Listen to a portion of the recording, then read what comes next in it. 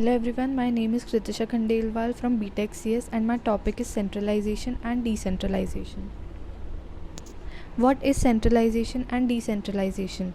Centralized organization is the authority to make important decisions and is retained by the top level managers. Decentralized organization is the authority to make important decisions and is delegated to managers at all levels in the hierarchy. Forces for decentralization. Centralization involves organizational crisis, management desire for control, increase consistency and reduce cost, and decentralization, complexity, size and diversity, and desire for empowerment. Now, the delegation of authority. Reasons to decentralize authority are: it encourages the development of professional managers. Managers are able to exercise more autonomy, but it can lead to a competitive climate. Under decentralization, every employee working at different level gets some share in the authority. Delegation. Reasons to centralize authority: when the managers are not skilled enough and would need further training, which can be expensive; when there are new administrative costs because new division need to be formed; and decentralization can mean duplication of functions. Now, there are arguments for centralization. Centralization can facilitate coordination. Centralization can help ensure that decisions are consistent with organizational objectives. Centralization can avoid duplication of activities by various subunits within the organization, and by concentrating power and authority in one individual or a management team, centralization can give top level managers the means to bring about needed major organizational changes. Now, arguments for decentralization.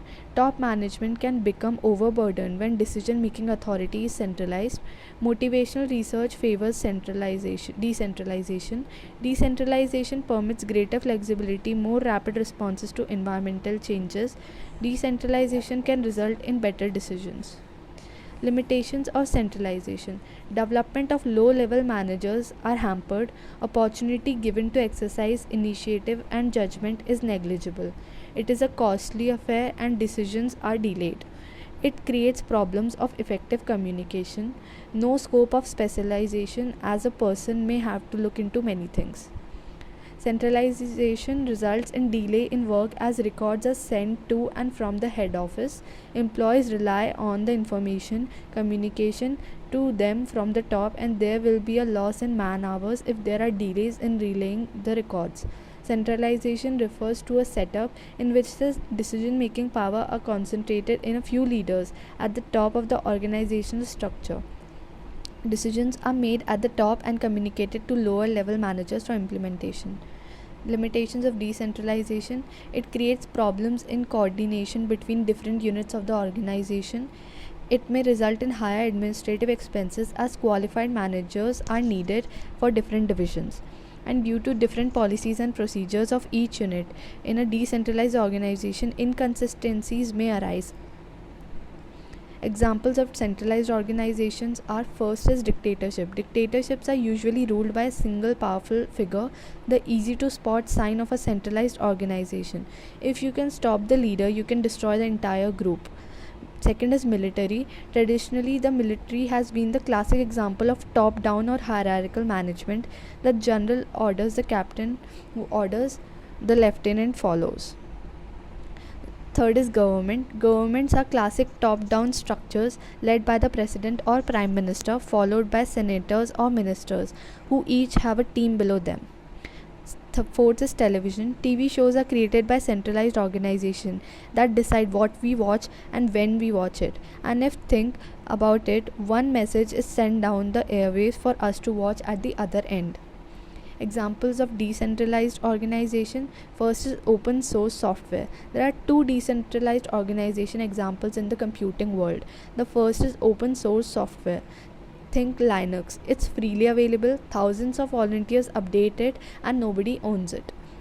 Second is peer-to-peer software. Peer-to-peer software uses bits of information contributed by many people. For example, BitTorrent downloads a part of the overall file from numerous computers spread across the globe.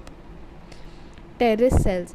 Terrorist cells represent the best military decentralized organization examples, and this explains the difficulty the West has had in coming to terms with Al Qaeda, finding Osama bin Laden, and the war in Afghanistan. It's the centralized versus the decentralized. Fourth is the internet. This is a classic decentralized organizational example of our time. It was deliberately created to overcome the limits of a centralized military command and the threat of missile attack. The decentralization of Coca-Cola. Coca-Cola decentralized its organizational structure by cutting half of the staff at its Atlanta headquarters and moving the regional chieftains closer to their local markets. In India, decision making has been moved further down to different areas of that diverse country.